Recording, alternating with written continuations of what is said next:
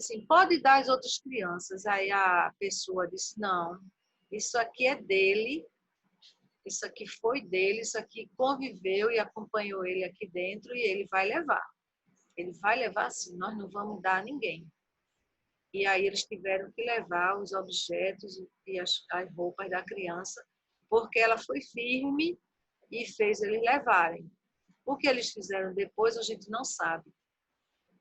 Mas isso é um indício de uma não aceitação, não é, da origem da criança e da história da criança. É querer passar por cima do que ela viveu, dos laços que ela construiu naquela instituição, das lembranças que ela tem daquele lugar, né? Enfim, às vezes a criança quer visitar os coleguinhas, os amiguinhos que ficaram na instituição e há pais que não botam dificuldade, negam-se aí, não querem que ela volte porque é como se voltasse ao passado e eles ficam com medo do que pode advir daí. Porque aquela criança tem vínculos com aquelas pessoas que ela deixou na instituição ali, ela estabeleceu relacionamentos ali com outras crianças e com as próprias pessoas que cuidam da instituição, né? Então, não é assim quebrar de uma vez essa história da criança. Uma vez, uma aluna me disse em sala de aula, nesse tempo eu estava na Paraíba ainda, de um caso em que a pessoa era uma mulher, ela queria muito ter um filho e ela foi para o interior, sumiu. Lá ela fez fotos como se estivesse grávida, não é? Era uma encenação, obviamente, e quando ela voltou, voltou com um bebê nos braços. Conseguiu adotar um bebê. Ou seja, toda uma farsa, toda uma montagem para posar, né, socialmente que ela tinha tido aquele filho, quando na verdade não era isso que tinha acontecido. E isso aí é muito ruim, é muito prejudicial para o desenvolvimento dessa adoção, porque quem garante que essa criança não vai saber um dia, não é, da sua história, ou chegue alguém que conte, sempre chega alguém que sabe, e aí toda essa encenação, toda essa farsa vai por água abaixo. Ou seja, isso aí que essa mulher fez é uma encenação para não admitir, né, que aquele filho dela, na verdade, foi adotado e ela quer parecer como se fosse uma família dentro dos moldes de uma família biológica, né? De uma constituição biológica, quando na verdade não era. E isso aí é uma dificuldade. Ela está, vamos dizer assim, preparando uma certa, eu diria certa não, uma dificuldade mesmo na condição dessa adoção, porque na medida em que ela nega a origem do filho, ela vai criar toda uma fantasia, vai criar uma série de mentiras para esconder a origem da criança. Agora, quando eu estou dizendo aceitar a origem da criança, aceitar a história dela, não é como algumas pessoas já disseram para mim, ô professora, é para dizer, quando falam na revelação, né, na chamada revelação, dizer a origem da criança, o que que foi encontrada, por exemplo, na lata do lixo, para dizer que foi encontrada no esgoto, coisas desse tipo que a gente vê acontecer, infelizmente. Não é para entrar nesses detalhes, né, escabrosos de como aquela criança foi encontrada, por exemplo, porque isso aí é uma coisa até cruel, né? A gente que é adulto, a gente tem dificuldade de compreender uma coisa dessa, imagine uma criança.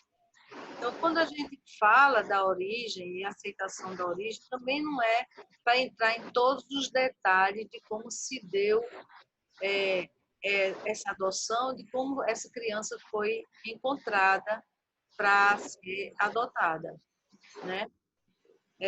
Então, aceitar a história é aceitar que essa criança tem sim uma história anterior, tem experiências anteriores que a gente precisa aprender a lidar com isso, respeitar essa história que ela traz dentro dela. Quanto mais ela for respeitada, mais vai haver a possibilidade de uma boa adaptação na família. Aliás, uma vantagem que ocorre na adoção de crianças mais velhas, que os próprios pais adotivos dizem, é que ela já sabe que ela é adotada, né? Não é preciso mais contar, não é preciso dizer isso, porque ela já sabe que está indo para a casa e para ir viver com uma outra família, né? Que não a dela, não a dela de origem.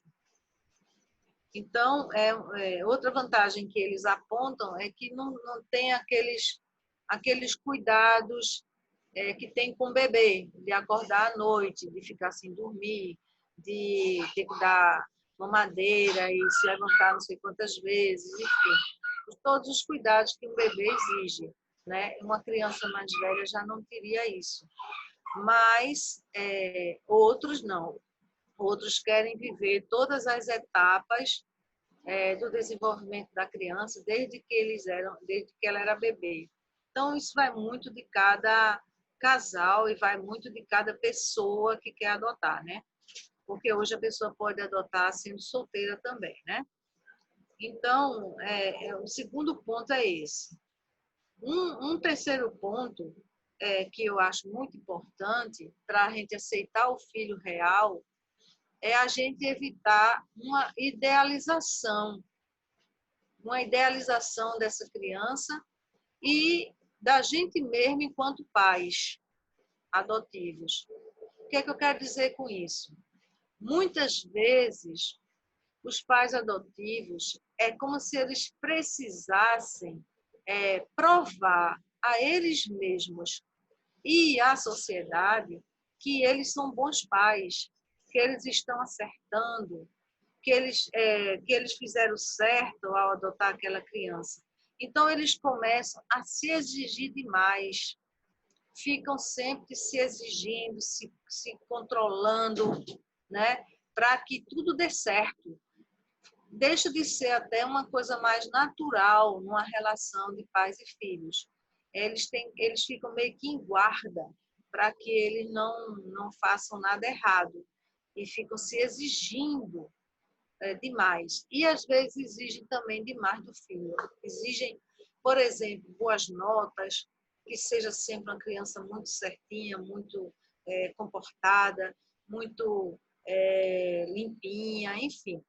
Fazem essas exigências à criança e criam até um clima de uma certa superficialidade no relacionamento.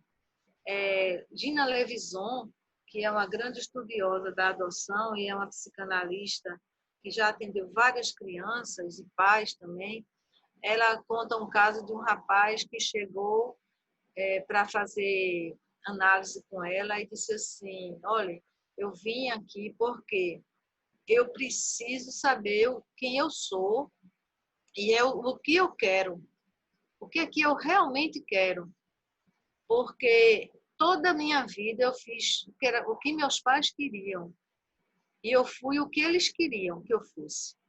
Mas agora eu vim para saber de fato o que é que eu quero ser e o que é que eu quero para mim. Então, era um rapaz adotivo. Mas isso pode ocorrer com o filho biológico também, logicamente, né?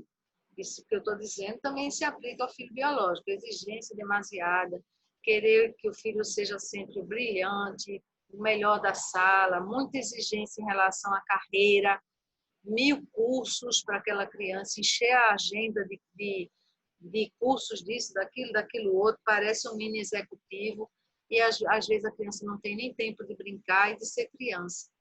Então, essas exigências demasiadas, muitas vezes, criam um clima de tensão, né? De esgotamento mesmo na relação e de revolta.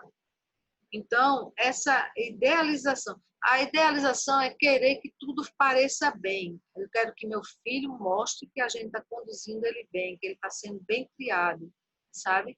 Essa preocupação muito grande com o que é que os outros vão dizer, com o que é que os outros vão pensar de mim, né? E querer ter certeza de que está tudo caminhando bem, tá? É preciso amenizar um pouco isso, né? Essa idealização, tanto em relação a si mesmo, como em relação à criança. Uma outra coisa que é importante, que também Schettini fala isso, é pessoas falando aqui, é não atribuir todas as dificuldades que essa criança possa ter à adoção. Tudo coloca na conta da adoção, tudo coloca na conta da adoção, né? Então, às vezes, é uma dificuldade que a criança está vivenciando, própria da fase do desenvolvimento dela, a fase da negação, dizer não, como uma forma de se impor, de mostrar que ela também tem opinião, que ela também pensa por ela mesma. A fase da adolescência, que é uma fase difícil, onde a criança, onde o adolescente já quer provar que ele tem independência, que ele tem autonomia, ele já está mais desenvolvido cognitivamente, já chegou ao estágio formal da inteligência, então ele já contradiz, ele já responde, ele já é capaz de abstrair coisas, de supor, de contradizer. Então, é uma fase em que a inteligência está mais desenvolvida e, por isso, é uma fase meio rebelde mesmo, né? Porque ele está se afirmando enquanto pessoa. E aí, muitas vezes, os pais adotivos podem se sentir inseguros, achando que eles não estão sendo bons pais ou que aquela criança está dando problemas porque é ruim, porque, sei lá, está vendo, a gente não sabe de onde veio, a questão da origem, né, de onde ela veio, tudo isso vem à tona nesses momentos de crise e é como se fosse a adoção a culpada por isso. Quando não é verdade, é uma fase normal do desenvolvimento que toda criança, que todo adolescente passa. Então, tudo é contabilizado como se fosse um problema da adoção, não é? Então, o casal precisa estar muito seguro de seu afeto por aquele filho, de seu amor por aquele filho, para poder vencer essas dificuldades. Essas dificuldades vão aparecer? Vão, tá? Com o filho biológico também aparece, né? E a gente tem que ir resolvendo à medida que elas aparecem, dialogando, conversando. Se não der para ir na conversa, vai usando alguma punição dentro do possível, né? Uma punição que não seja exagerada, mas que precisa ser colocado limite, sim, porque uma das coisas que às vezes acontece é que os pais adotivos, por quererem suprir todas as carências anteriores na vida daquela criança, eles cedem demais. Eles fazem tudo o que ela quer. Acontece isso às vezes. Eles não colocam limites, né? E isso aí é que complica. Aí sim é que complica a situação. Porque na medida em que os pais vão cedendo, vão sempre dando alguma coisa, vão sempre dando, eles vão querendo cada vez mais, vão ficando insaciáveis, né? Então é preciso sim colocar limites. Não é porque aquela criança passou por dificuldades no seu desenvolvimento, não é porque ela teve carências primitivas, né, na sua vida, que também se vai fazer tudo o que ela quer. Porque a vida não vai fazer tudo o que ela quer. A sociedade não vai fazer tudo o que ela quer, né? Então, a gente vai estar criando uma criança que certamente não vai se adaptar ao mundo lá fora, né? Cedendo em tudo. Eu me lembro que minha irmã uma vez contou e falou para uma das filhas, olha, vocês querem sair com mamãe? Mamãe vai no shopping fazer um pagamento. Mas é só fazer um pagamento, um lanchezinho e voltar, tá certo? Tá certo. Então, elas foram. E quando chegou no shopping, minha irmã fez exatamente o que tinha dito que ia fazer. E uma delas disse assim, mas manhinha, não vai nem comprar um lacinho de cabelo para gente? Aí minha irmã ficou com muita pena, ela me contando, né? Ficou com muita pena, mas disse assim, não, Gabriela, eu não disse a você que a gente só vinha para fazer esse pagamento e para lanchar e ir embora? E foi assim que ela fez. É óbvio que ela podia comprar um lacinho de cabelo, mas é a questão da palavra, de você manter-se firme naquilo que você disse que ia ser, entendeu? E muitas vezes acontece que os pais adotivos são muito complacentes, são muito permissivos, né, com a criança, como se quisessem, com isso, apagar a história anterior que ela teve antes de chegar na sua família, né? Então, às vezes também, como diz a Levison, os pais se identificam com os filhos, eles se veem nos filhos, tanto os biológicos como os adotivos. Então, é como se eles, de certa forma, estivessem suprindo a eles mesmos aquele filho. Por exemplo, um pai ou uma mãe que teve uma vida familiar muito complicada, com negligência, né? Ou até com maus tratos, ele mesmo sofreu isso, então é como se ele dissesse, meu filho não vai passar por isso. Eu não quero que meu filho passe por essas coisas que eu passei. E com isso, às vezes, eles se tornam muito tolerantes e muito complacentes para que o filho não passe por aquilo que ele passou. É como se eles se estivessem vendo no filho. Não sei se está dando para compreender. E isso aí, essa permissividade, ela não é uma coisa boa, porque a criança e o adolescente também precisa de limites, né? Schettini tem um livro chamado Carão com Carinho, que ele fala muito isso, né? É preciso dar carão, mas também com carinho, mostrando que aquilo é para o bem dele, para protegê-lo, é para que ele não corra riscos, não é? Porque a criança e o adolescente, eles são por impulso, eles são instintivos, eles são movidos pelos impulsos, né? E vai ser o social, vai ser o contorno social, a família e a sociedade que vai dando esses contornos. Olha, você só pode ir até aqui, aqui você não pode passar, né? Então, é preciso dar esses limites, sim. E limite é proteção, limite é amor, limite é cuidado, né? Embora eles digam que nos odeiam, que não quero mais ficar aqui, quero ir embora dessa casa, coisa desse tipo, eles vão dizer isso, mas a gente tem que ter firmeza para não se deixar enganar pelos dramas, pelas birras que eles puderem fazer quando a gente coloca limites para eles, né? Isso tanto para os biológicos como para os adotivos, né?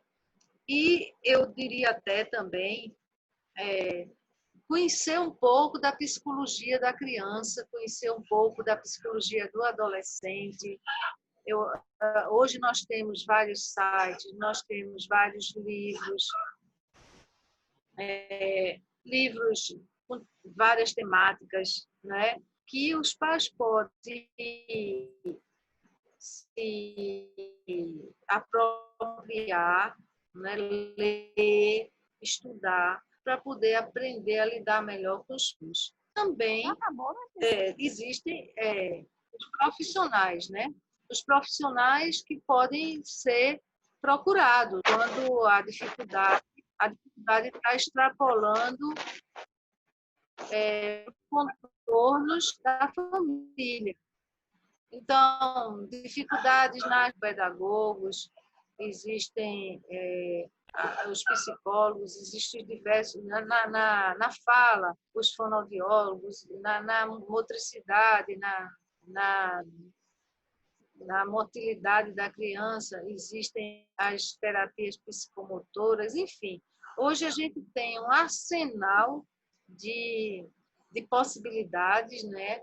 E de tratamentos e de estratégias para a gente lidar precocemente com as dificuldades das crianças que, porventura, elas vierem a apresentar, mesmo que não seja uma criança especial, né? Com necessidades especiais. Então, procurar esses recursos. O grupo de apoio à adoção é um recurso muito bom, é um momento de muita partilha, de encontro, de tirar dúvidas, de repartir experiências. Eu acho sempre fantástico o que ocorre no grupo de apoio. Infelizmente, eu deixei mais de ir porque as atribuições que eu tenho na universidade, as coisas que eu tenho para corrigir de aluno, trabalho, dissertação, muitas vezes me impedem de estar participando mais. Mas sempre que eu participava, eu voltava muito feliz dos encontros, porque realmente é uma riqueza muito grande e a gente aprende muito uns com os outros. Então, há livros também, vários livros sobre adoção, há vários livros também apropriados para as crianças, né? Então, a gente pode, já há vídeos também, a gente pode fazer uso de todos esses recursos para poder se apropriar mais da situação que aquela criança está passando, que aquele filho está passando. Uma outra questão que eu queria ainda colocar é, no caso de uma adoção por um casal, por uma dupla, haver concordância nesse casal. É muito ruim quando a criança percebe que um discorda do outro. Por exemplo, um permite uma coisa, o outro não permite. E aí a criança percebe esse jogo no próprio casal e ela faz uso disso, né? Muitas vezes ela se aproxima daquele que vai facilitar mais as coisas para ela. E aí cria-se uma situação de conflito na família. Então, é muito importante que esse casal esteja de acordo nas decisões que se referem à criança. Seja para ir para um show, seja para ir para um passeio na escola, um acampamento, o que for. É preciso que o casal esteja de acordo, para que depois não venha aquele jogo de culpabilização. Eu bem que disse a você para ele não ir. Eu não queria que ele fosse, né? E coisa desse tipo. E um fica jogando para o outro aquela decisão, quando na verdade a decisão teria que ser dos dois, né? É uma decisão em conjunto. E, enfim, dizer que muitas vezes nós, pais, somos não somente pais, mas também professores, mas também terapeutas, né? Aconselhadores, confidentes e amigos dos nossos filhos. O que é mais importante nisso tudo é que prevaleça o amor, o diálogo, a flexibilidade e a compreensão, procurar compreender a situação, procurar entender o que está por trás, o que está nas entrelinhas daquele comportamento do filho, não é? Porque muitas vezes são marcas que ficaram lá atrás que a criança está mostrando através de um determinado comportamento que os pais estranham, não sabem do que se trata, mas que tem sim uma explicação quando a gente vai examinar mais a fundo.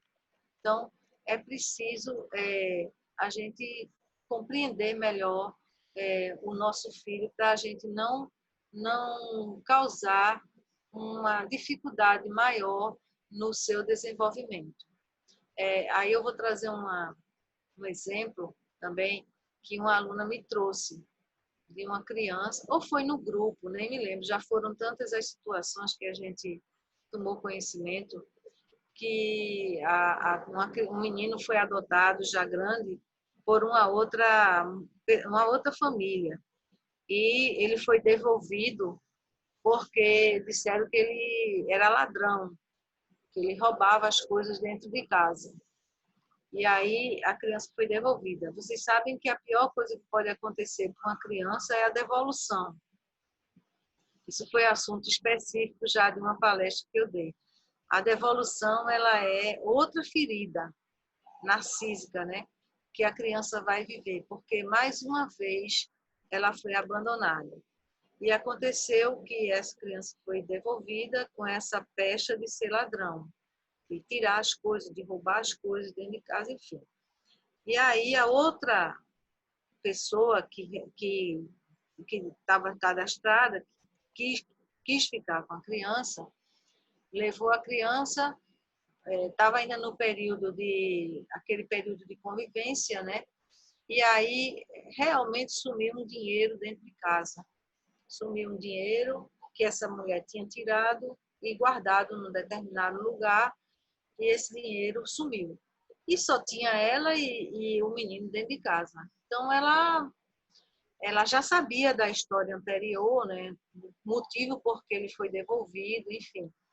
E aí ela chegou e disse para o filho, olha, eu estou tão preocupada, eu estou tão triste. E ele, por quê, mamãe?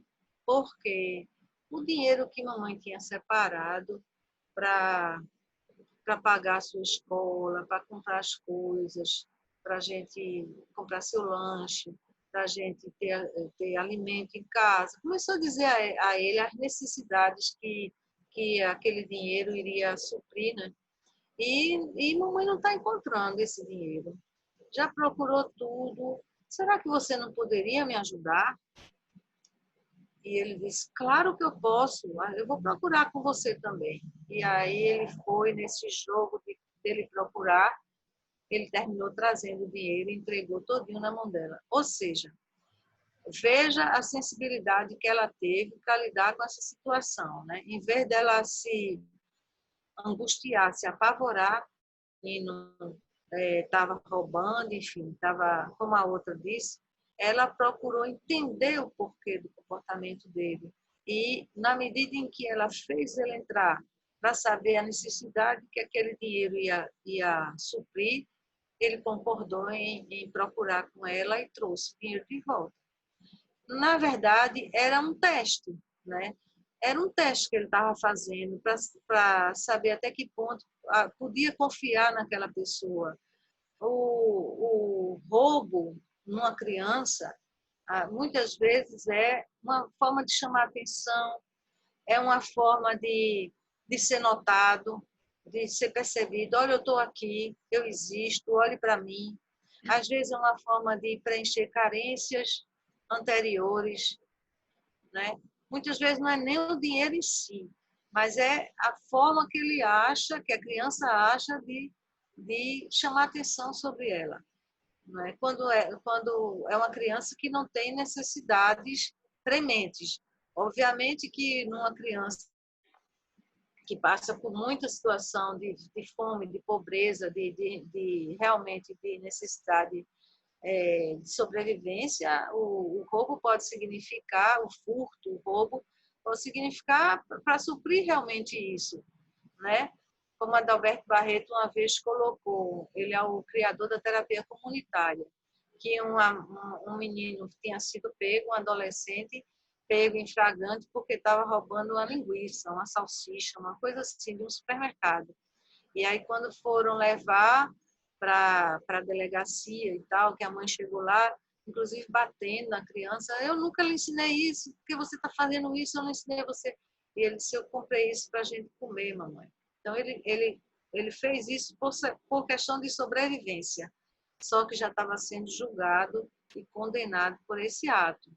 Então, a gente precisa ampliar a visão, ampliar aquele contexto, né, daquele comportamento que o filho pode estar apresentando naquele momento, para poder entender o que está por trás, né? Muitas vezes é ansiedade, é angústia, é medo de não ser aceito novamente. O maior medo que a criança adotiva tem é não ser aceita, é de ser devolvida, é de não gostarem dela, de não aceitarem como ela é. Então, por isso, muitas vezes, os testes de limites, como a gente chama, né? Faz birra, faz coisa errada, como uma forma de testar realmente a aceitação dos pais e até onde eles podem suportá-la e suportar suas angústias, e suportar seus medos, e suportar suas inseguranças que estão por trás, muitas vezes, desses comportamentos.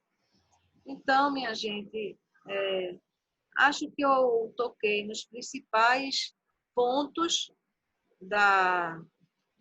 do que eu tinha preparado para vocês, né? Eu ainda trouxe aqui um livro de Levison, que ela dá alguns itens que favorecem uma boa adoção, uma adoção bem-sucedida, como ela chama, mas não sei se eu já extrapolei o meu tempo, não sei se ainda posso falar mais, enfim, estou com medo de extrapolar meu tempo e não deixar espaço para que vocês também possam perguntar. Cristina, foi espetacular. Estava morrendo de saudade de ouvir essa sua fala pausada, tranquila, calma, não é? Muito bom, foi fantástico, né? E eu gostaria de sugerir o seguinte às meninas, a Tati e a Fernanda, né, me pediram que eu fizesse isso. Nós temos previsto para a reunião de hoje um depoimento das duas, não é? Que tem uma adoção de uma adolescente. Eu gostaria de sugerir, então, que a Tati e a Fernanda falassem sobre a sua adoção, que é uma adoção de adolescente, e elas trazem conteúdos assim que vão casar muito no que Cristina falou, sabe? O dia a dia, o cotidiano, a prática que vai sublinhar, né, a teoria. E depois nós abriremos para perguntas, tá certo? Então, antes de passar para a Tati e para a Fernanda, eu não posso deixar de registrar que a nossa reunião ela está sendo interestadual. Eu estou reconhecendo aqui alguns rostos, né? Eu estou vendo pessoas de Goiânia, aliás, não, Goiânia, a Cláudia, né? Estou vendo pessoas do Rio de Janeiro, que é minha grande parceira e amiga Silvana, do Ana Gonzaga. Estou vendo gente de Belo Horizonte, que é a Viviane Amaral, ela adotou o William, né, o nosso famoso artista já agora, não é? Ele já é o popstar da adoção, o William Amaral, né? Tô vendo gente de São Paulo, que é a Cida, né? E aqui dentro do nosso estado, tem gente de Jaboatão, tem gente de Olinda, de Recife, de Vitória, gente, fantástico. Né? Então, vejam que em todas as situações também temos coisas boas, não é, pessoal? Então, essa oportunidade que a gente tem de dividir conhecimento, aprender em conjunto e perceber, não é, pessoal, que nós todos estamos no mesmo barco, né, que todos queremos a mesma coisa, né, e a Cristina, ela foi muito feliz nas colocações, né, e foi muito, muito bom, Cris. Então, queria chamar, não sei onde é que elas estão. Oi? Ana, deixa eu mostrar o livro, estão pedindo. Deixa. O livro é Adoção Clínica Psicanalítica. É de Gina Levinson, Sim. tá? Vocês está dando para ver aí, para vocês. Está vendo, Suzana? Estou vendo, eu tenho ele, Cristina, ela é muito boa. Inclusive, Muito bom. ela tem outro também, eu gosto muito desse livro. Ela é psicanalista, mas ela fala numa linguagem fácil, né, leve. Ela exemplifica muito com casos que ela atendeu. Muito bom o livro, muito bom mesmo. É fantástico mesmo. Então, queridas, vamos fazer assim. A Tatiana e a Fernanda vão falar sobre a história de adoção delas, não é? E depois nós voltamos, não é, Cristina? Não pense que acabou não, viu? Aí, enquanto isso, vocês, pessoal, vão pensando, né, no que vocês ainda querem perguntar à Cristina. Aproveitem, tá certo? Ela é muito modesta, né? Mas ela é um poço de conhecimento e experiência na área da adoção. Fernanda, Tatiana, o microfone é seu. Oi, tudo bom? Tudo bom. Estamos ouvindo? Sim. Vamos lá, boa tarde a todo mundo. Eu sou Fernanda, ela é Tati. Agradecendo também mais uma vez a Cristina, foi excelente. Tocou em vários pontos que já são bem íntimos da gente, né, da nossa rotina, tanto pré quanto atualmente como mães. E já pedindo desculpa que a gente tem cachorro também em casa, se acontecer algum latido aqui ou ali. Aí, mas até agora eles não latiram. Então, vamos lá, a gente vai tentar fazer esse momento o melhor possível. Elas têm 24 gatos também, viu? Aqui em casa são 10 no momento, não vamos assustar. Mas tem 6 cachorros aqui no quarto com a gente agora. Estão todos dormindo. Antes de começar, vou só dar uma informação, que quando estiver próximo ao final da reunião, a gente vai colocar um link no bate-papo para vocês acessarem e assinarem a presença, certo? Aí cada um tem que entrar individualmente lá e assinar a presença para poder validar no de vocês. Então, vamos lá. A gente vai contar um pouquinho... Posso fazer uma pergunta rápida? Posso? Tiago, no caso, eu estou acessando com minha esposa um único dispositivo. Aí ela precisa logar também para ela assinar? Eu acho que não. Eu acho que nessa lista nesse link, se ele pedir... Porque eu não entrei, eu não sei como é, mas provavelmente ele vai pedir para você colocar o nome, o seu nome e tal. Aí lá... E esposa no final. Pronto. E aí, quando vocês entrarem, vocês vão ver lá. Se por um acaso você entrar e só permitir um nome, aí você preenche o seu, depois entra de novo e preenche o dela. Tá certo. Obrigado, viu? E desculpa Pronto. aí. Nada. A gente vai contar um pouquinho da história da gente e aí, perguntas que vocês tenham, vocês podem ir fazendo pelo chat que Suzana vai ficar organizando. É isso, Suzana? Sim. E aí, no final, a gente responde para vocês. Pediram para a gente contar um pouco da nossa história hoje, porque o tema seria entre o filho ideal e o filho possível, né? O filho que a gente idealiza e o filho possível. E isso tem muito a ver com a história da gente, porque a gente entrou no cadastro, quando a gente foi preencher, né, que você preenche idade, raça e tudo mais, todas aquelas informações, a gente colocou inicialmente 2 crianças, de 0 a 5 anos, qualquer cor e sexo indiferente, certo? Esse era o nosso perfil. E Nanda até queria colocar uma criança um pouco mais velha, tipo 7, 8 anos. E eu não queria. Eu tinha realmente esse preconceito, né, que a gente chama.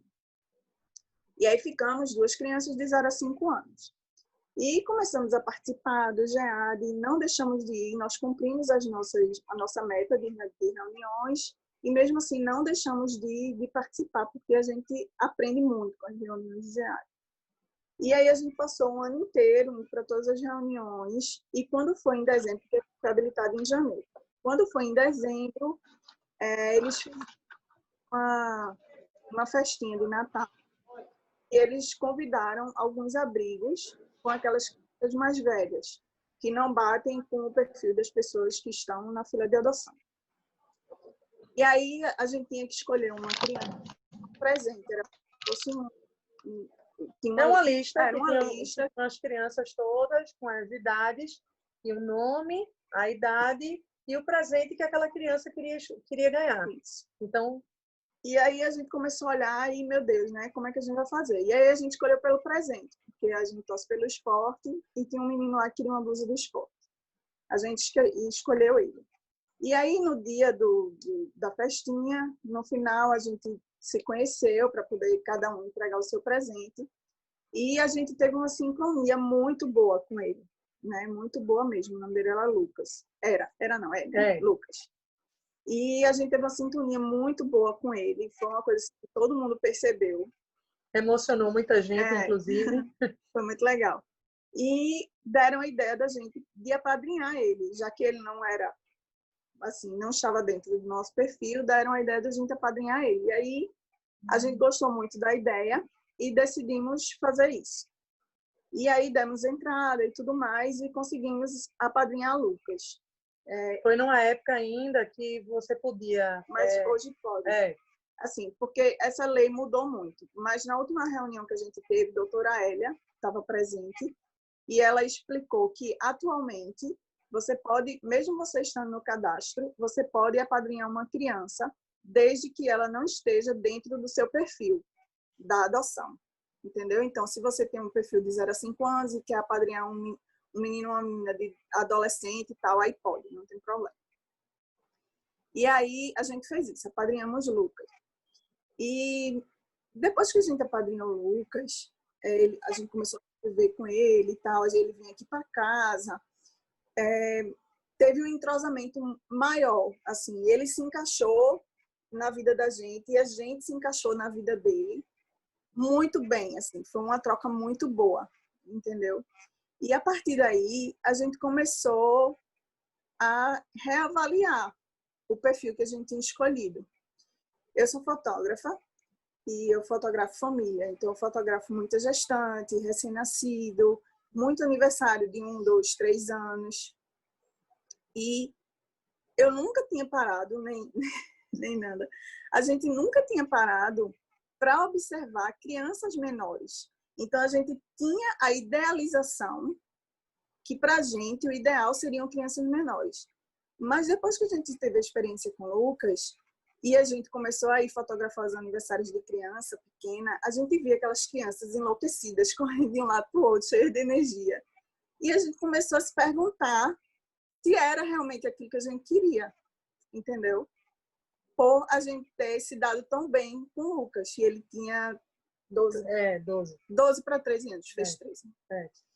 Então, a gente começou a se perguntar e a observar cada vez mais, porque, assim, às vezes a gente convive com crianças, convive com pessoas que têm filhos, a gente idealiza que quer uma criança pequena, mas a gente não tem um convívio direto com aquelas crianças para saber como é realmente no dia a dia você ter uma criança pequenininha dentro de casa. Aquela criança que você leva para casa, né? E Isso. Lucas nos fazia muita companhia, a gente fazia programação de museu, de cinema, de fazer atividades fora. Então, a gente estava se encaixando muito bem. A gente conseguia ter um diálogo, uma troca muito boa. Ele também falava muito da experiência para a gente. Eu só vou abrir um parênteses, todo mundo está achando estranho. Lucas, ele não queria ser adotado, exatamente por traumas de adoção que não deu certo. Inclusive, ele foi devolvido, exatamente, uma história muito parecida com a que Cristina falou, mas o caso dele foi que ele foi devolvido porque a adotante exigia demais dele e ele não queria tomar banho nem dormir. E a adotante devolveu ele com 20 dias. Então, ele não queria ser adotado de forma alguma. Na verdade, ele já tinha um histórico de abandono, porque ele foi abandonado por várias pessoas da família, foi passando assim de um para outro, e todo mundo abandonava ele. E ele continuou, ele evadiu do abrigo, é por isso que a gente não continuou com o apadrinhamento. Eu ia chegar aí. No caso, enquanto a gente estava no apadrinhamento dele, ele evadiu do abrigo. E aí, a gente depois ainda tentou conversar com ele para fazer com que ele voltasse e tudo mais, mas não teve jeito. E ele passou um tempão evadido, a gente sem poder ter contato com ele. Ele até queria ter contato com a gente, mas a gente falou com as assistentes sociais e a gente achou melhor não, porque a gente estaria reforçando ele, um comportamento dele de estar evadido. A gente disse que voltaria, porque ele gostava muito da gente. A gente disse que poderia voltar e continuar o apadrinhamento dele, mas se ele voltasse para o abrigo, mas aí mesmo assim ele não quis. Enfim. Ele tinha 12 anos. Aí durante esse período que ele estava evadido, a gente começou a observar a lista do SEJA com outros olhos. Não sei se todo mundo sabe o que é a lista do SEJA. O Busca Ativa, que tem no Facebook e no Instagram. Isso. O SEJA PE tem uma página no Facebook e no Instagram, onde eles colocam as fotos das crianças maiorzinhas que estão fora do perfil dos adotantes, e eles colocam lá a fotinho e fazem um textozinho embaixo com alguma coisa que a criança queira falar. E aí, depois disso, a gente começou, depois dessa convivência, na verdade, com o Lucas, a gente começou a observar essa lista com outros olhos, né? Até que um dia a gente viu uma menina e mexeu com a gente, né? E aí a gente começou a conversar. E aí, será? Não sei o quê e tal. Muita dúvida, muito medo, né? Que era uma mudança radical de perfil, mas que, ao mesmo tempo, naquele momento, a gente já tinha amadurecido muito isso dentro da gente, né? E aí a gente disse, não, então vamos lá, vamos em frente. E aí a gente entrou em contato, tivemos que fazer a alteração do nosso perfil. A gente solicitou a autorização, a mudança do perfil na vara. E a gente ficou sabendo que o perfil tinha mudado porque vários abrigos do Brasil todo começou a ligar para a gente, dizendo que tinham adolescentes disponíveis. Então, a gente soube dessa forma. E aí, a gente entrou em contato para poder fazer o link com ela, né, com Duda. E pronto, aí começamos a aproximação. A nossa assistente social foi maravilhosa com a gente, sabe? Ela foi essencial. Ela sempre falou tudo com a gente muito abertamente, sabe? Muito claro. Assim, não escondeu nada, não maquiou nada. Colocou a gente contra a parede mesmo. Ela foi bem assim, ela não teve a menor cerimônia de falar as coisas que já tinha acontecido no histórico dela, da nossa filha, Isso. E das coisas que poderiam acontecer com a gente. Inclusive de dizer mesmo, ó, vocês têm que estar muito preparados para tudo, né? Como a história da nossa filha é uma história muito dura, né? A juíza, a gente pediu e a juíza autorizou que a gente tivesse acesso ao processo antes de conhecer ela. Porque a gente não queria, conhecer e depois saber da história e não conseguir lidar com a situação. Então, como assistente social sabia que era uma história muito dura, falou com a juíza autorizou. E aí a gente foi antes, leu todo o processo dela, junto com a nossa assistente social. E realmente a gente saiu com o peso do mundo nas costas, né? Era muita coisa, assim. Muita informação. E aí, nesse momento, a gente buscou ajuda. Porque, assim, a gente não queria desistir e, ao mesmo tempo, era muita coisa para a gente digerir e assimilar. E aí a gente recorreu a Suzana. A Suzana, nossa anja. A santa das adoções do Brasil. Isso. Foi Suzana e a nossa assistente social. Elas duas deram um suporte maravilhoso para a gente, né? Suzana colocou os pés da gente assim no chão. Muita coisa também que a gente estava assustada, meio que potencializando, ela puxou a gente, entendeu? E resolvemos seguir em frente. E aí a gente foi, conheceu, fizemos aproximação. E amanhã vai fazer 10 meses que ela está com a gente. A gente já está com a guarda definitiva dela. Não, já saiu a adoção. Já saiu a adoção. A guarda definitiva. A adoção já saiu. E pronto. Já está de papel passado, já é filha de papel passado. Né? E o que acontece? No início, aquele mar de rosas, né? Normal em toda adoção, é o que todo mundo fala, né? Que tem o período da lua de mel, que é normal, entendeu? E depois alguns problemas começaram a acontecer, o que também é normal em toda a adoção. Não é porque é um adolescente, não é porque é uma criança pequena que é diferente, é igual, só que são problemas diferentes, mas todos têm. E a gente tenta se preparar ao máximo, consultar pessoas que têm muita experiência para dar auxílio para a gente. E assim, a gente está conseguindo, entendeu? A gente também conversa muito com casais que têm filhos da mesma idade da gente, colegas, amigos da gente do colégio, amigos de vida, que têm filhos da mesma idade. A gente sabe, começa a entender as demandas que tem do colégio, das tretas do colégio mesmo, que tem muitas, sabe? Que a gente muito diferente até da geração da gente, que a gente ainda está se surpreendendo, porque na nossa época não tinha rede social, não tinha celular, não tinha nada disso. Então, coisas que a gente até se surpreende, mas aí a gente conversa com algum amigo e diz assim, tá acontecendo lá na escola também, está acontecendo com minha filha, a gente está tomando essas medidas. Tem coisas que acontecem que a gente, automaticamente, a gente fica, meu Deus, será que a filha da gente tem 14 e vai fazer 15 anos na próxima semana. Sexta-feira. Faltam poucos dias, a gente já está nessa contagem regressiva para ela fazer 15. E assim, a gente, certas coisas que acontecem, a gente fica perguntando, meu Deus, será que é porque é nada? Mas aí quando a gente fala com essas outras pessoas, a gente vê que não, que é normal da idade, entendeu? Então, a gente tem que meio que se libertar disso e saber que realmente toda criança e todo adolescente tem suas demandas. E a gente tem que se preparar, dar suporte, dar apoio, tentar entender e conversar muito, entendeu? A gente conversa muito com ela. Na realidade, a gente fazendo meio que uma analogia, né? É assim, no começo, é como você estivesse numa paquera mesmo, início de namoro e tudo, e com o decorrer do tempo entra no casamento, né? Que todo mundo já fica sem cerimônia, já começa a fazer mais as coisas tanto do lado da gente quanto do lado dela também. As coisas ficam mais espontâneas, os defeitos ficam mais aflorados de todo mundo, né? Então, assim, a gente passa a ser mais família, sabe? A cada dia que passa, a gente é mais família. Então, a família é isso aí, né? Que tem jeito com erro, com acerto e a gente vai levando, né? Tá todo mundo aprendendo, a gente tá aprendendo a ser mãe, ela tá aprendendo a ser filha, né? Uma das dificuldades que a gente teve no início, mesmo estando em lua de mel, é que a gente, quando ela chegou, a gente já estava junto há 13 anos. Então, já fazia 13 anos que a gente morava junto e a gente nunca teve ninguém trabalhando dentro de casa. Sempre fomos eu e ela, só nós duas em casa, entendeu? Então, de repente, chegou um serzinho de 14 anos, com sua história de vida, com suas expectativas, com suas frustrações, com tudo. E a gente não estava acostumado com ninguém dentro de casa, só eu e ela.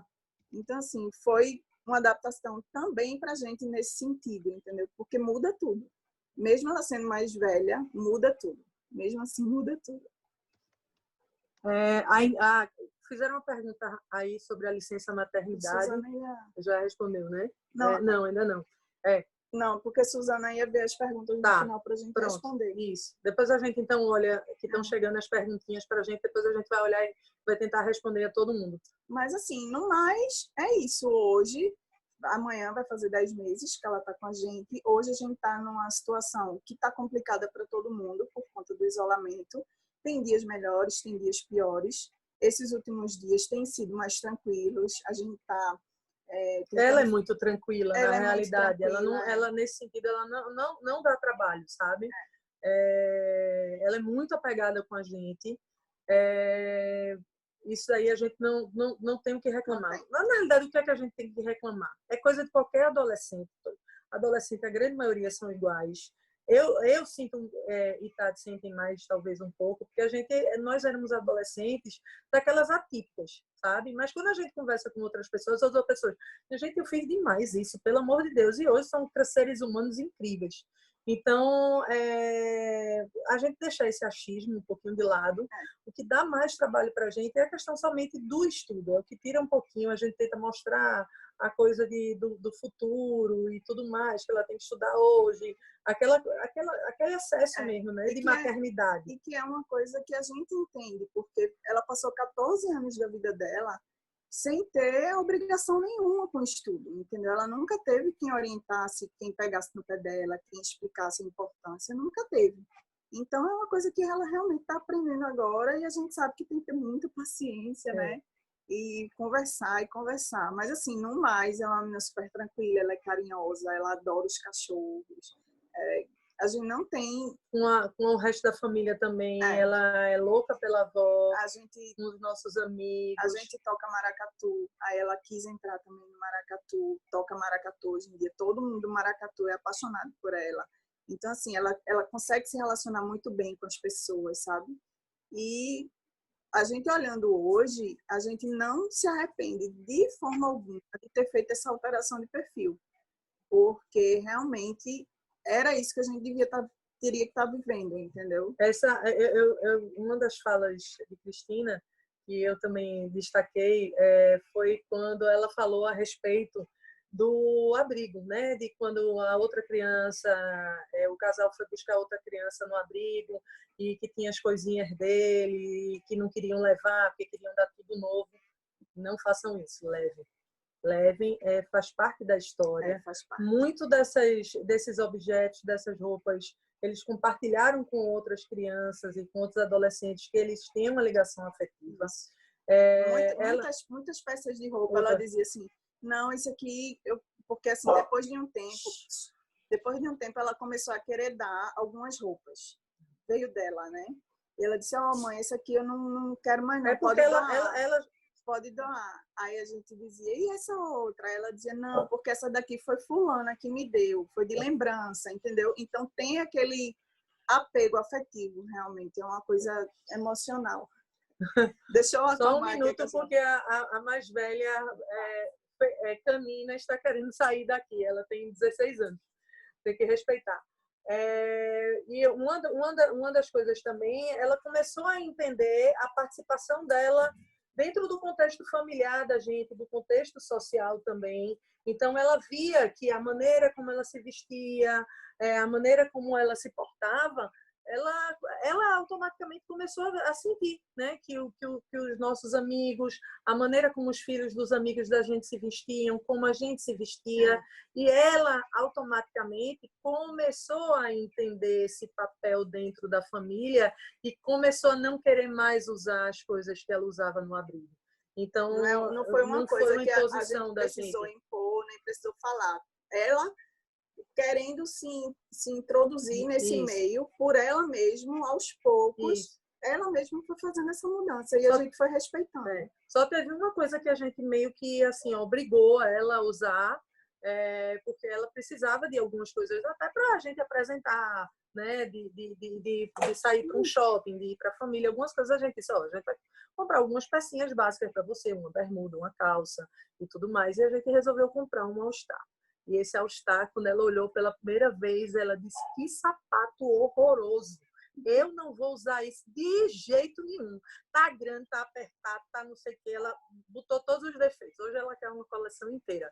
Esse é o problema da gente. A gente agora tem que cortar porque ela quer todas as coisas. Quando ela entrou na escola, né, ela passou um mês e meio só com a gente antes de começar da escola. Tudo ela reclamava. Quando ela entrou, que viu que todo mundo tinha, né, o Pantone do All-Star, e aí ela disse, eu quero, fulana tem um All-Star, não sei quem tem um All-Star, não sei quem. Aí a gente tá vendo. Aí tem algumas coisas que eles... da inclusão, né? Eles ficam querendo não forçar. Eles ficam querendo se incluir nos grupos e, a partir disso, eles ficam querendo ficar mais parecido com essas pessoas do grupo que eles querem se incluir, entendeu? Teve a história também, uma besta também de uma sandália, que a gente foi comprar uma sandália para ela, e na hora que ela calçou a sandália, ela virou e disse, e aí? O que achou? Eu disse, eu achei que ficou bolachão. Eu, particularmente, eu não gostei, mas se você quiser levar, leva. Aí a Tati disse, e aí, o que a gente faz? Eu falei assim, não, deixa eu fazer a transição.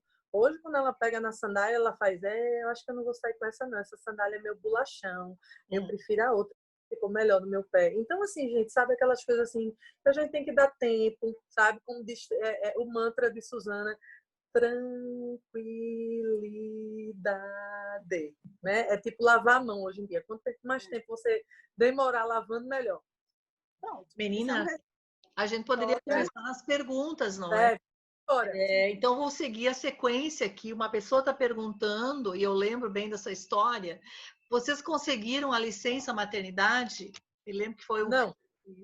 Olha só, foi assim, Nanda é empresária, eu sou fotógrafa, né? Eu sou autônoma, não é autônoma, é MEI, microempreendedor individual. Então, assim, a gente não teve a questão do parar de trabalhar, né? Mas, com relação ao auxílio, eu entrei com a solicitação do auxílio maternidade e o INSS negou por conta da idade. Mas aí, como tem precedentes já de outras pessoas que conseguiram, a gente conseguiu entrar na justiça solicitando e está em andamento. Mas, assim, eles já entraram em contato com a gente, querendo negociar, pagar 80% do valor. E aí o advogado, que inclusive é do nosso grupo de adoção, disse, olha, eles já assumiram que vão pagar. Ou vocês recebem 80% agora, ou vocês esperam para receber o total, mas eles vão pagar. A gente disse, não, o aperto maior já passou, então vamos esperar. Mas, assim, a gente vai receber, né? Não recebeu ainda porque está tudo parado, mas a gente vai conseguir. Pronto, veja, uma pessoa, Carla, né? Carla está dizendo o seguinte, eu gostaria de saber se vocês têm um conselho para a adoção de crianças mais velhas. Qual seria? Aí eu queria também estender essa pergunta para a Cristina, não é? Deixar as meninas responder e depois a Cristina pode fazer um amarrado aí. Qual seria o conselho para quem quer encarar a adoção de crianças maiores? Não gosta da coisa da criança mais velha, não. Talvez porque eu estou ficando mais velha, né? Isso me incomoda um pouquinho. Crianças maiores, tá certo? Eu acho que o principal é você se livrar do preconceito. E o que é o preconceito? É uma coisa que você acha que sabe, mas na verdade você não sabe. Então procurem saber, estudem, leiam mais sobre o assunto, conversem com pessoas que adotaram crianças mais velhas para saber como é a realidade. Então, tentem ir atrás, tentem realmente procurar saber como é. E não fiquem nessa ilusão de que a criança adotada tem que ser pequena, porque vai ser melhor sendo pequena, porque não é verdade. Certo. Cristina, você teria alguma coisa para acrescentar? Não, complementando o que elas disseram, é isso mesmo. Cada criança é uma, cada adolescente é um, né? Não há um padrão, não há um padrão. E se despir dos preconceitos realmente, como ela disse, e aceitar aquela criança como ela é. E procurar entendê-la, procurar conversar, procurar dialogar e dar tempo ao tempo, porque com criança mais velha, a relação vai se estabelecendo aos poucos. Isso é você no início. Com bebês, a adaptação geralmente é imediata. É muito mais fácil com o bebê, né? Do que com a criança mais crescidinha. Então, dá tempo ao tempo, respeitar o ritmo, né? Conhecer a sua história, dentro do possível, que puder saber, né? Para poder lidar melhor com a situação dessa criança. E deixar que o amor flua. Suzana, deixa eu só fazer um complementozinho rapidinho. A gente participa do NAPA, né, que tem aqui em Recife. Oh, que é finalmente lembraram do NAPA, que bom. A gente ia falar. O grupo de apoio. Eu estava aqui me coçando para não falar. O grupo de apoio pós-adoção, que é a Suzana, que lidera. E assim, as histórias que a gente escuta, você só não tem problema de adaptação se o seu filho for recém-nascido. Mas se for uma criança de 2, 3, 4 anos, que você acha que é uma criança pequena e que você não vai ter problema, não se iluda, porque você vai ter, entendeu? Porque essa criança, ela tem uma história, ela tem os seus traumas. Por ser uma criança muito pequenininha, ela não consegue ainda entender o que está acontecendo com ela, por que tiraram da mãe, por que ela está com outra pessoa, entendeu? Então, assim, cada idade tem o seu tipo de demanda. E você tem que saber se você está preparada para lidar com aquilo. E como você encara o problema, né? Porque você pode até... Realmente, tem gente que acha que é um problema e não é. Aquilo dali simplesmente faz parte daquela idade. Né? Então, para a gente, aquilo do achismo, da potencialização. Então, a gente tem que estar muito aberto para esse tipo de coisa, entendeu? E enxergar do lado mesmo. Ontem a gente estava até tendo uma conversa, né, Suzana? E agora, desculpa aí, gente. Os outros filhos começaram a dar trabalho. Falando exatamente sobre a questão do... Eu perdi até o que eu queria dizer. Uma coisa que a Suzana falou ontem na outra reunião que a gente viu. Desculpa, quando eu me lembrar eu falo. Terminei um pouquinho aqui com eles latindo. Podem prosseguir. Sigam. Pronto, então, uma outra pergunta para vocês. Quais as maiores dificuldades que vocês tiveram no processo de aprenderem a ser mães? Nossa, muitos. Muitos Na realidade, aquilo que Tati falou, era a primeira questão do tempo, que a gente passou muito tempo só, né? Só nós duas, durante 13 anos, né? Então, assim, queira ou não queira, era uma criança grande que estava entrando, né? Melhor botar a chave para cá. Que estava vindo para nossa casa, né? A gente estava muito habituado a soltar a gente.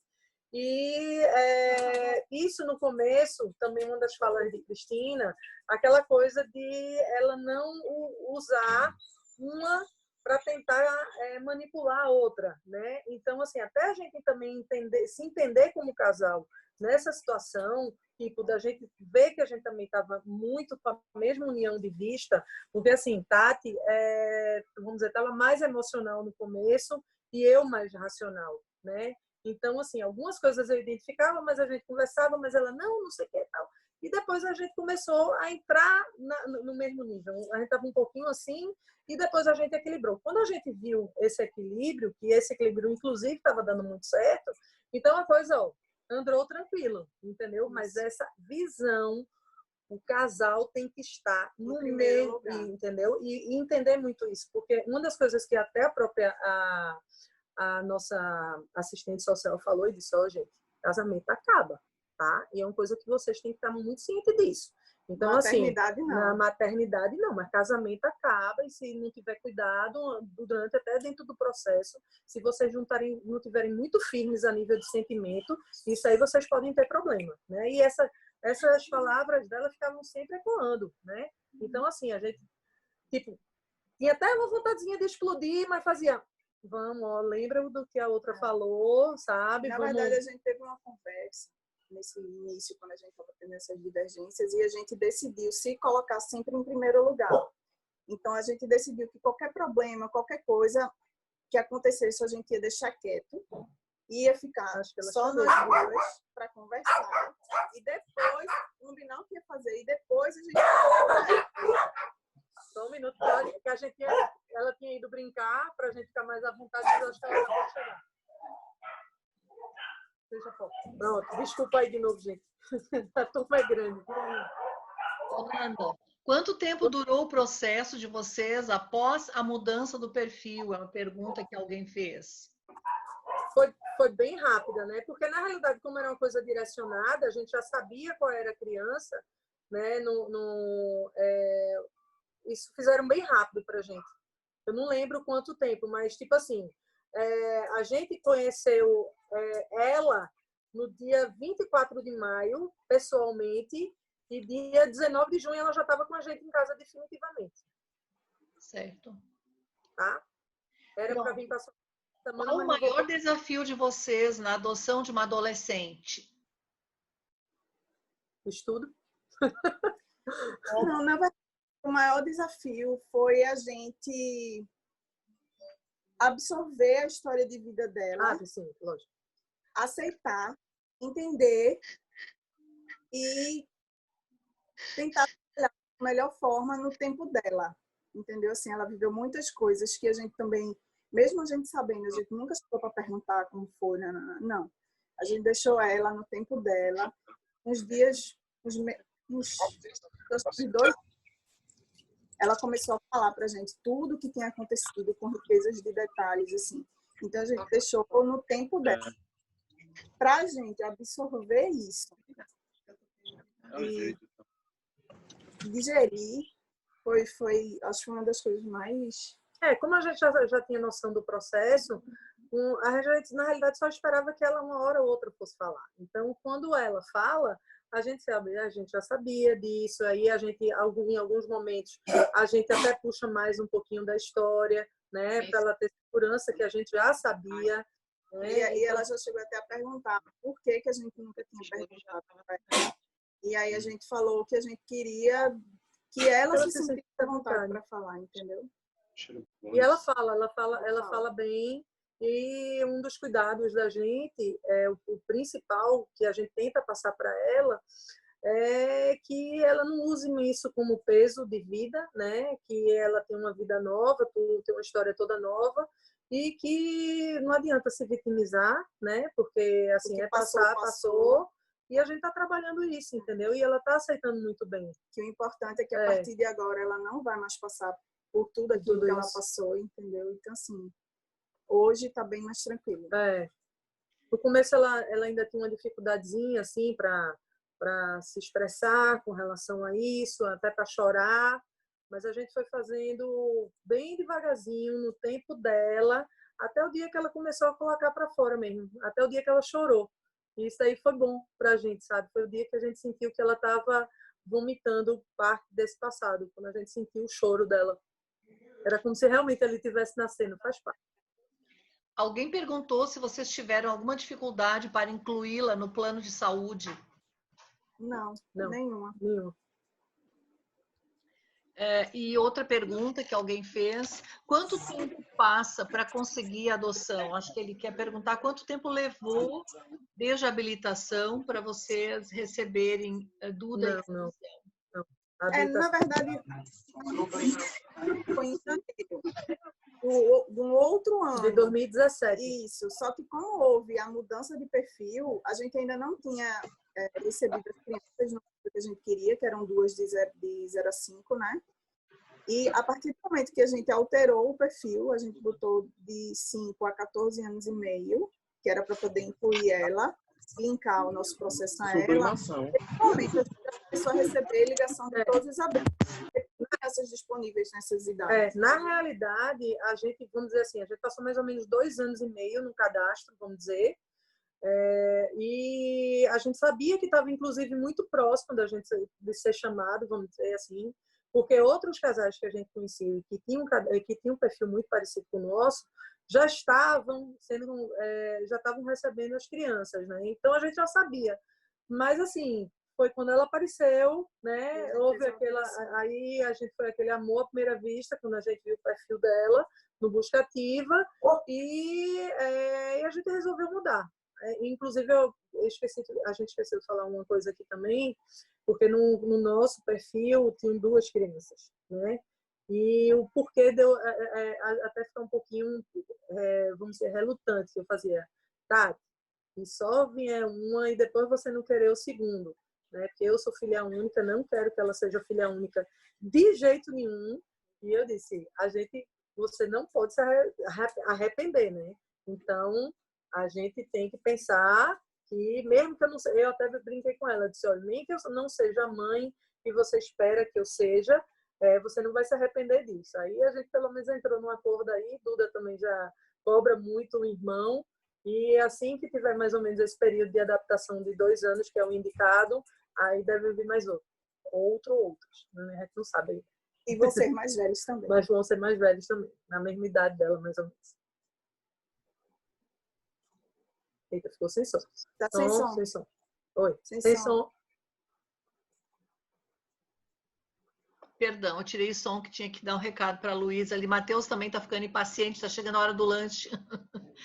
Aí, eu tenho aqui uma observação que a Silvana colocou. Cadê a Silvana? A Silvana é advogada, não é especialista em adoção. Ela, por muitos anos, foi o braço direito da ANGAD, né? Diretora jurídica da ANGAD. E ela colocou aqui que ela teve que sair, que a bateria dela está no final, mas ela colocou assim, com a alteração da Lei 13.509 de 2017, não há mais limitação de idade para a concessão do salário maternidade e adoção. Não aceitar qualquer acordo do INSS, ela disse. Tá? Então, vocês estão batendo... Mesmo com essa lei, eles negaram. Então, não pode negar, porque agora não há mais limite de idade para a concessão da licença maternidade. Tá bom, pessoal? Que legal. Alguém mais gostaria? Nós temos um tempo ainda. Outras perguntas aí. Eu vi que apareceu aqui na tela que perguntaram como foi a aceitação dos familiares da gente. Agora, acho que foi a última pergunta. Só foi privado para vocês, que para mim acho que não apareceu aqui, não vi. Foi, apareceu pra gente aqui. Foi super tranquilo. Foi muito tranquilo, muito. Todo mundo gosta muito dela. Ela é porque assim, ela é uma menina muito cativante, entendeu? Ela consegue cativar as pessoas, ela consegue fazer uma amizade muito fácil, então todo mundo gosta dela. A família inteira, e tanto de um lado quanto do outro. Ela aceitou muito bem a família. Isso. E a família aceitou muito bem ela. Foi uma verdadeira comemoração.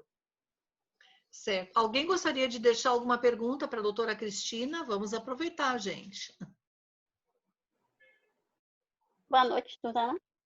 Boa noite. É Andréa. Sim, Eu queria Andréa. fazer uma pergunta para o casal. Assim, por ter uma criança sendo adotada tardia, aí ela traz toda a história, né? Algum momento pode acontecer essa criança, chorar por algum motivo de ela relembrar alguma coisa do passado. Esse casal interrogaria a criança porque está chorando ou deixasse ela vontade?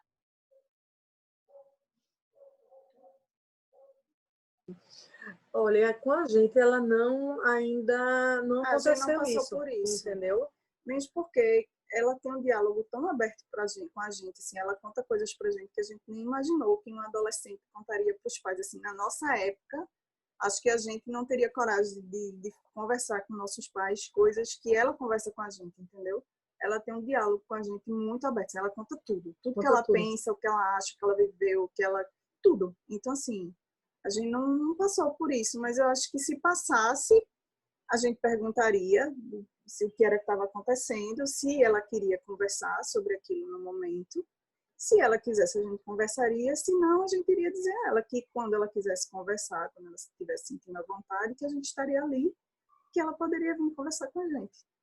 E o que aconteceu do choro, que eu tinha falado anteriormente, foi porque a gente deu segurança para ela que ela não iria passar novamente o que ela tinha passado no passado, tá? Que ela Quando ela ficasse entendeu tranquila, isso, né? Quando ela então, entendeu isso, aí ela isso. chorou. Aí foi quando ela teve o desabafo. Quando ela teve a segurança nossa, né? Depois de alguns testes que ela fez com a gente também, aquela coisa do testar, que ela viu que a gente não iria repetir o passado dela. Então aí ela viu que ela podia ficar tranquila. Ela relaxou. Ela relaxou e foi aquele choro do lado de dentro. O que a gente observa, pessoal, eu estou acompanhando um caso agora na clínica de uma criança que foi adotada aos 10 anos, não é? E isso eu tenho visto que é muito frequente. Algumas crianças que são adotadas maiores, especialmente assim adolescentes, eles têm uma dificuldade. A Cristina pode falar sobre isso depois, né? Eles têm alguma dificuldade de desfazer o pacto de lealdade que eles têm à família biológica. Isso às vezes leva um pouco de tempo, gente. Então vai precisar muita paciência da gente, né? E a minha palavra favorita, tranquilidade, né? Até que eles consigam desfazer esse pacto e perceber que eles não precisam matar a família biológica para amar a família adotiva. O coração da gente é grandão, cabe muita gente. Então, eles às vezes ficam muito incomodados com isso, não é? Porque eles acham que eles têm que esquecer a família biológica para poder amar a família adotiva. É isso que eu penso que é um grande nó na adoção de crianças maiores, é nós compreendermos que nós, pais adotivos, estaremos continuando a história da criança ou do adolescente, como a Cristina muito bem falou. Não há uma interrupção de história, a gente não pode virar a página. Nós estamos continuando, estamos escrevendo um novo capítulo, não é, na história daquela criança, e nós precisamos ajudá-la, né? Então, ontem eu acompanhei, eu não sei se essa pessoa está aqui, não vou dizer o nome, né? Mas a menina entrou num processo, eu acho que foi o isolamento, né? Aquela coisa de ficar muito em casa. Ela se tornou muito preocupada com a mãe biológica, porque ela lembrou que a mãe biológica estava na rua, estava desprotegida, que a família dela estava desprotegida, não é? E ela ficou preocupada, começou a ficar deprimida, porque achava que a mãe biológica ia morrer, né? Então entrou num processo assim. E conversei com ela ontem, né? E conversamos muito. Agora eu vi que a mãe dela está aqui, depois ela pode acrescentar alguma coisa se quiser. E para aquietar o coração dela, né? Eu disse para ela, né? Veja, querida, muitas pessoas estão na rua, né? E agora nós estamos num momento onde cada um tem que cuidar de si mesmo, né? Infelizmente, a tua mãe biológica, ela não conseguiu cuidar de você, né? Porque certamente ela também não foi cuidada, ela não aprendeu a cuidar, né? Mas hoje ela tem que cuidar dela mesma. Você não pode cuidar dela agora. primeiro que você não sabe onde ela está. Mas tem uma coisa que você pode fazer. Você pode pedir para sua mãe adotiva para você rezar hoje à noite por tua mãe biológica. Pensa para tua mãe adotiva para vocês rezarem. E ela olhou para mim, sabe? Ela relaxou. E depois eu tive esse relato, né?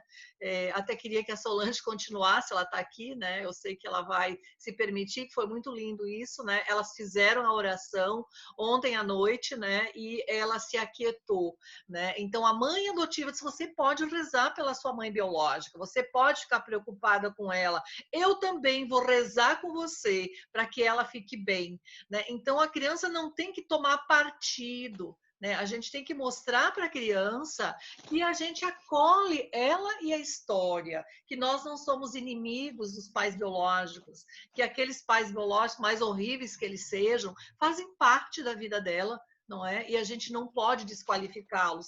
Muito pelo contrário, a gente tem que reconhecer o que eles fizeram pela criança, que foi dar a vida, não é? Então é nesse aspecto, né, pessoal? Vou falar, Solange. Certo.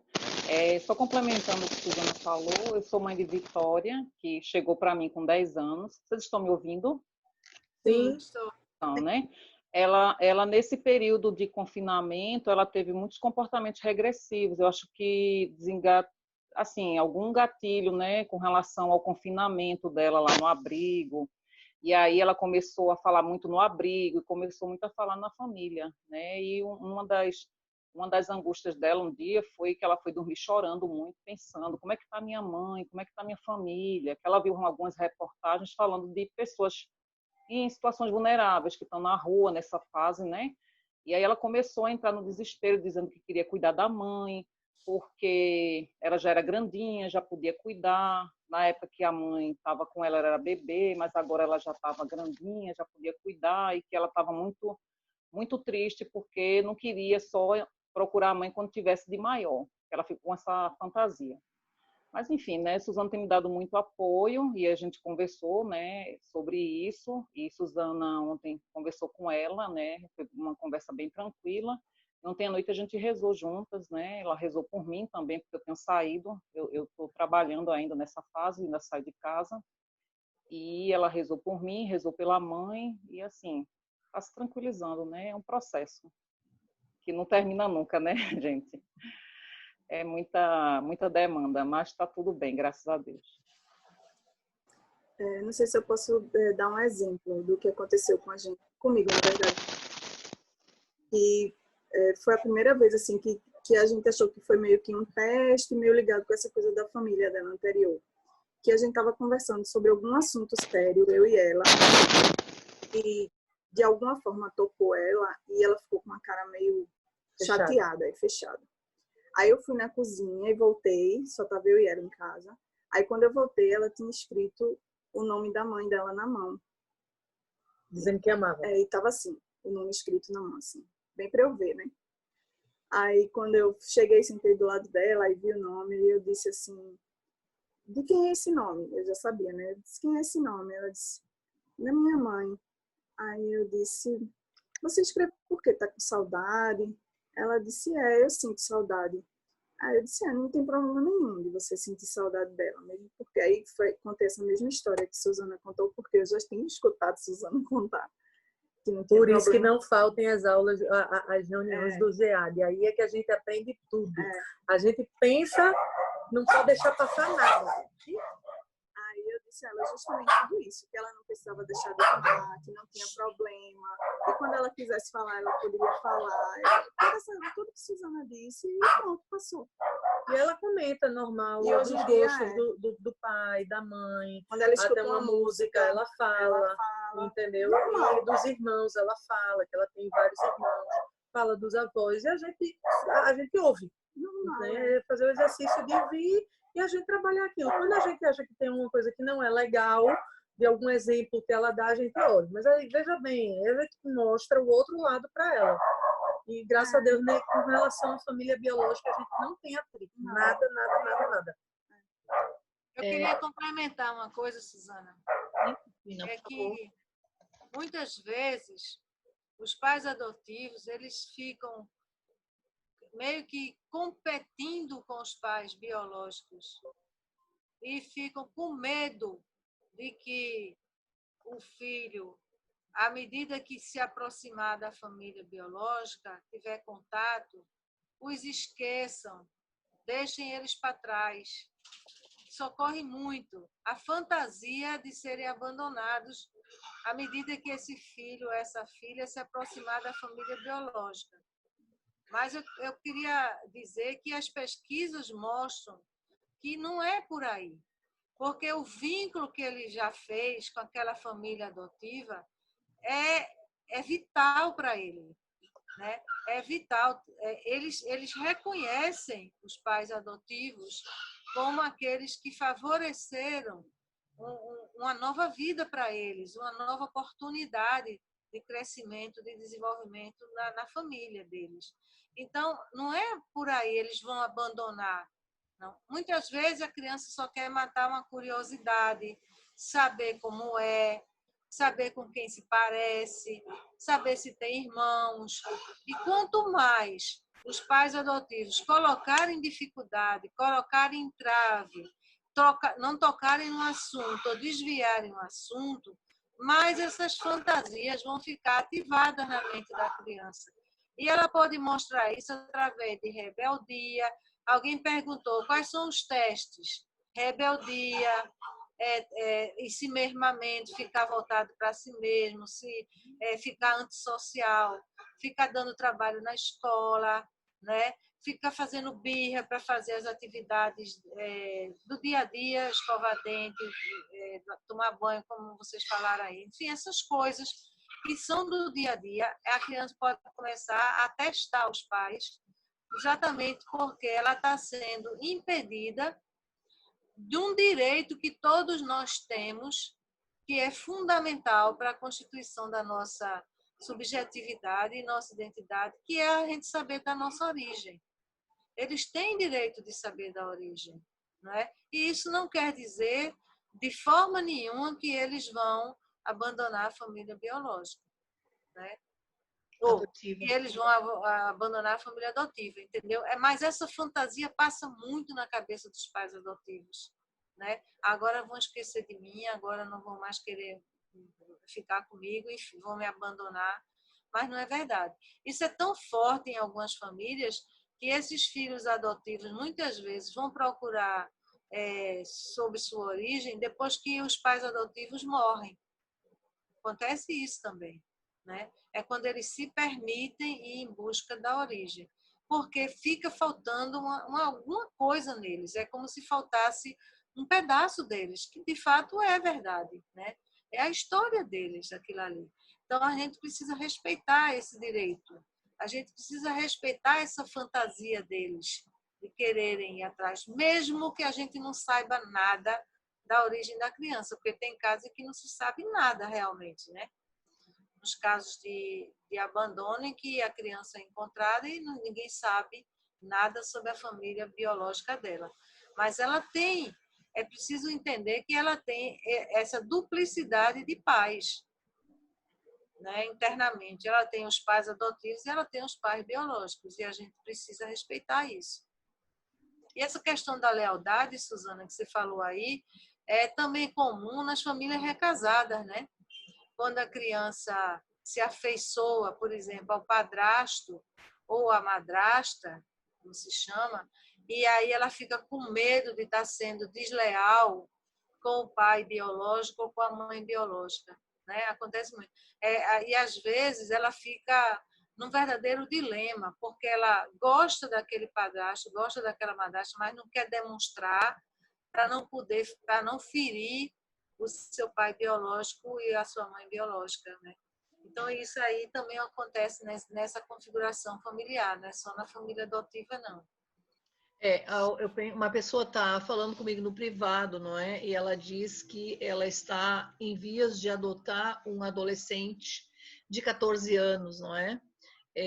Mas esse adolescente tem irmãs, não é? Eu não entendi direito, acho que eles estão num abrigo e me parece que ela vai adotar só o adolescente, não é? E essa pessoa diz que ela tem medo de ser cobrada a conviver com as irmãs dele. E se eu não gostar delas? Eu gosto muito dele, mas eu não as conheço, né? Veja, é um dilema isso. Tenho medo dele me chamar só de tia. Até agora, ele se furta a me chamar diretamente pelo nome, ou de tia. O conheci há 2 meses. Ele convive com as irmãs.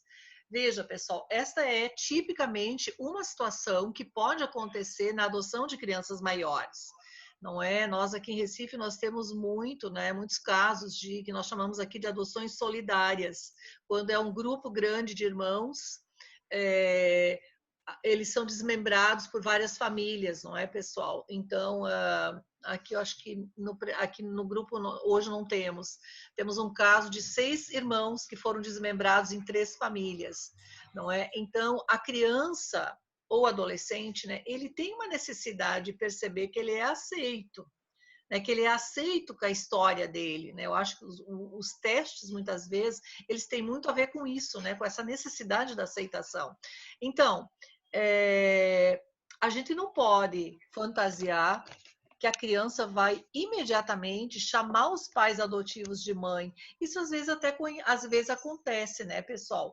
Mas não é aquele mãe e pai com vínculo, né? É uma coisa meio automatizada, né? Os vínculos, eles não são automáticos. Os vínculos vão acontecendo aos poucos, tá certo? Então, quando a gente entra na adoção tardia, a gente tem que ter realmente uma paciência maior, né? Eu tenho visto casos em que os adolescentes ou as crianças maiores, elas demoram para chamar a mãe de mãe. Eu vejo que muitas vezes, em relação à mãe, que demora mais, tenho refletido sobre isso, não é?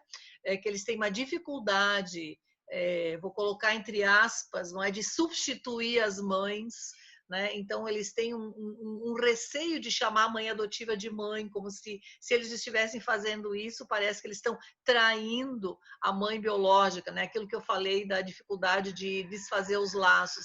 Então realmente tem que ter paciência, né, pessoal? Agora, se é um grupo de irmãos, eu não posso destacar um daquele grupo e ignorar o resto, né? Então, se ele pertence a um grupo familiar, eu tenho que considerar esse grupo, né? Claro que não sei qual é a situação em tela, não é?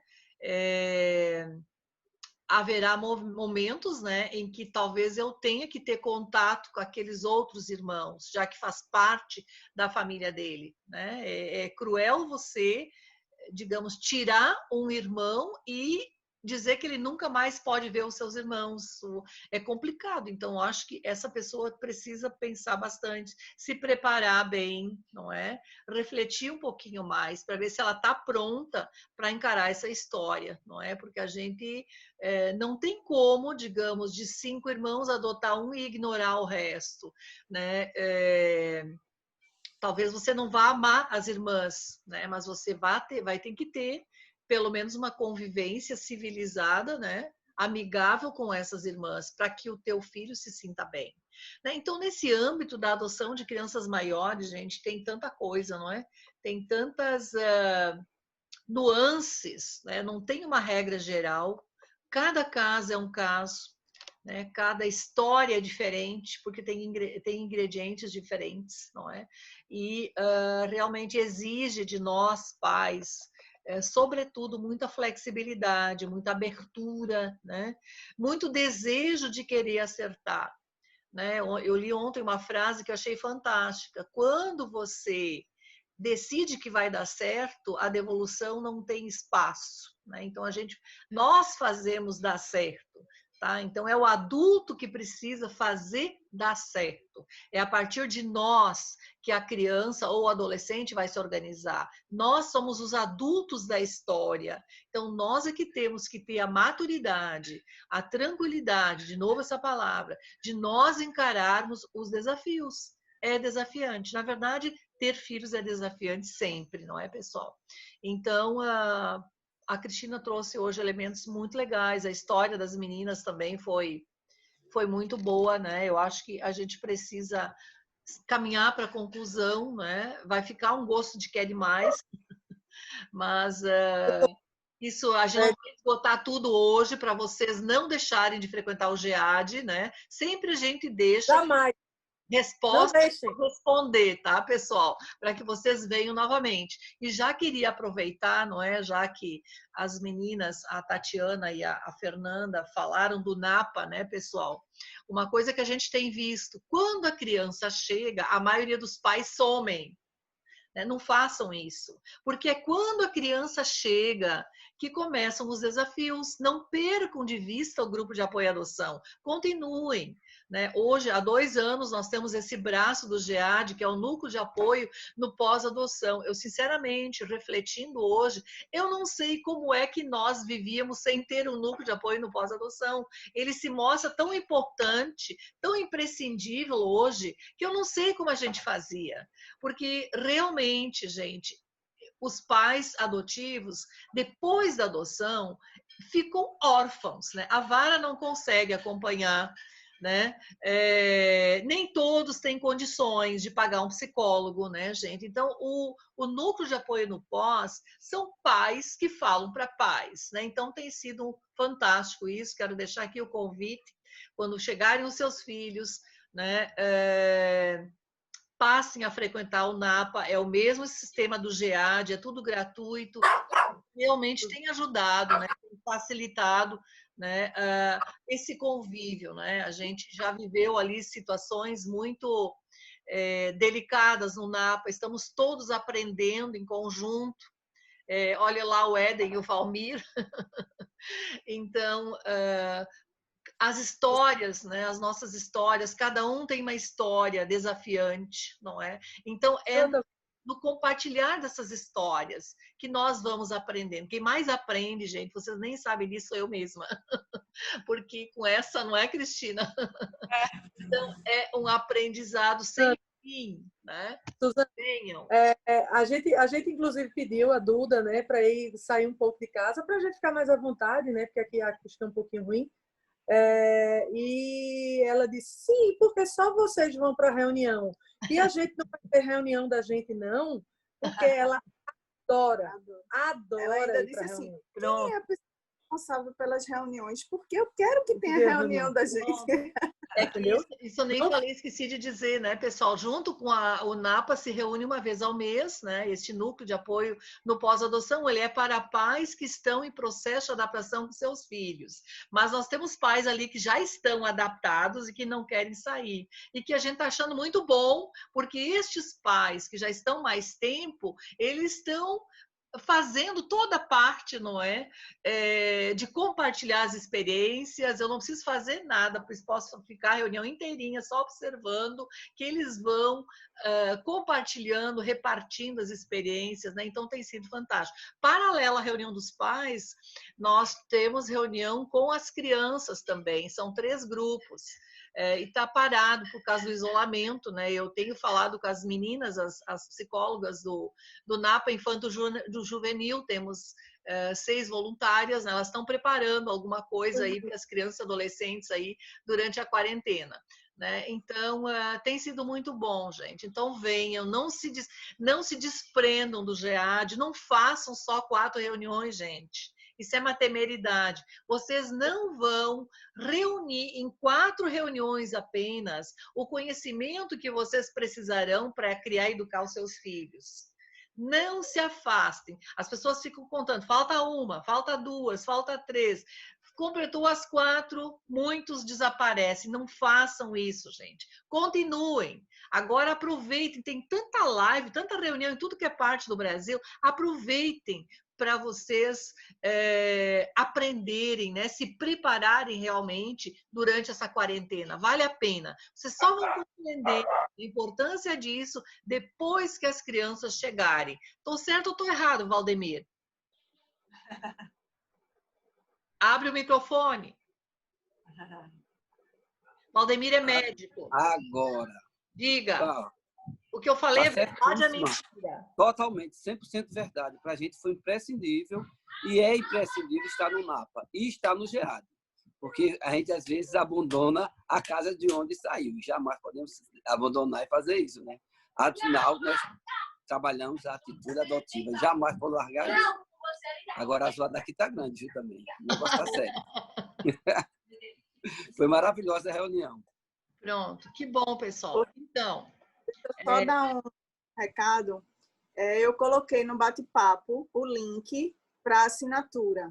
Aí o link no bate-papo, ele não está abrindo o navegador automaticamente. Quando Então, você clica, ele não abre automático. Você tem que copiar, abrir no navegador e aí ele abre lá e você preenche os dados e aí já vai direto para a assinatura.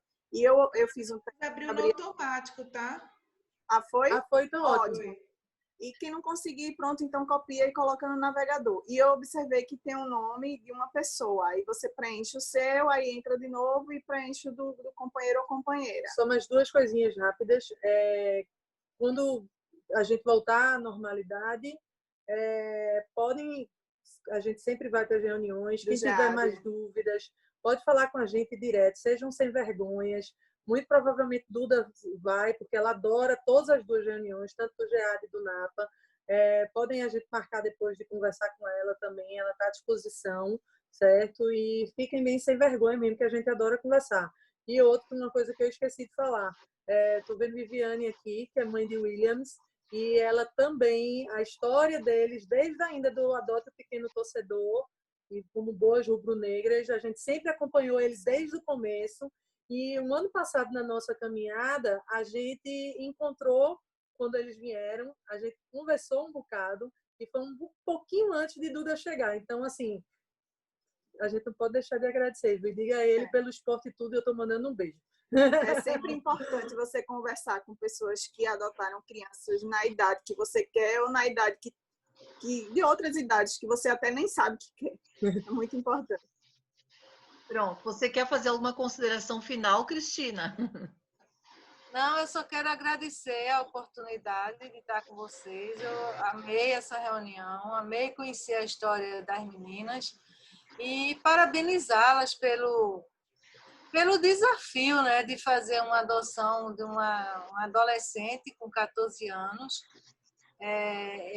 sem terem experiência de terem criado outra criança, porque a gente sempre fala assim, de que quando a adoção é de uma criança mais velha, é bom que a pessoa já tenha uma experiência anterior de ter criado uma criança, ou de ter convivido com a criança pequena, porque isso vai preparando mais, né, a pessoa para uma adoção de criança mais velha. E elas foram assim, na lata, né? Toparam logo. Corajosas. E eu acho isso fantástico, porque vocês estão dando provas de que é possível, sim, adotar uma criança já mais velha, ter sucesso, né? Sem terem tido uma experiência anterior de criação de uma criança. Achei isso muito legal, sabe? Parabéns, desejo todo sucesso para vocês na criação de sua filha. Bom, obrigado, Cristina. Nós tivemos 51 pessoas na reunião, né? Normalmente as nossas reuniões têm 70, 80, né? A gente está acostumado aí com um quórum mais alto, mas eu também compreendo que muitas pessoas têm dificuldade com a tecnologia, né? Vejam que o coronavírus está nos desafiando, né? A aprender meios tecnológicos, né? E algumas pessoas têm um pouquinho de dificuldade. Mas foi ótimo, né, pessoal? Agradeço os participantes e os resultados. Eu acho que é incrível, né, essa oportunidade que a gente está tendo, né? Estamos vivendo novos tempos, né? Hoje de manhã eu brincava com a Silvana, não é? Que é o amor sem fronteiras. Atitude adotiva sem fronteiras, não é? Estamos todos juntos e misturados, né, nessa grande onda adotiva. Então, desejo a vocês, né, um excelente... Suzana, só rapidinho. Eu lembrei o que eu ia falar naquela hora, que foi na hora que os cachorros latiram do que você começou. Graças a Deus, você me provou que eu sou normal. Diga lá. Terceirização da criação dos filhos. Não terceirizem, tá? Aquela coisa. Isso é para você se dedicar. Não é para terceirizar para babá, nem para nada de tecnológico, tá? A gente aqui também, uma das coisas que a gente não admite é terceirização e a questão também dos limites, tá? Até hoje ela não tem rede social, não tem celular, essas coisas, ela pode usar, ela se comunica com os amigos através dos WhatsApps da gente, mas assim, precisa se dedicar. Isso é fundamental. Muito bem. Então, pessoal, um bom domingo para vocês, uma boa semana, um bom mês, né? Até a nossa próxima reunião. Tudo bem. Tchau, gente. Obrigado.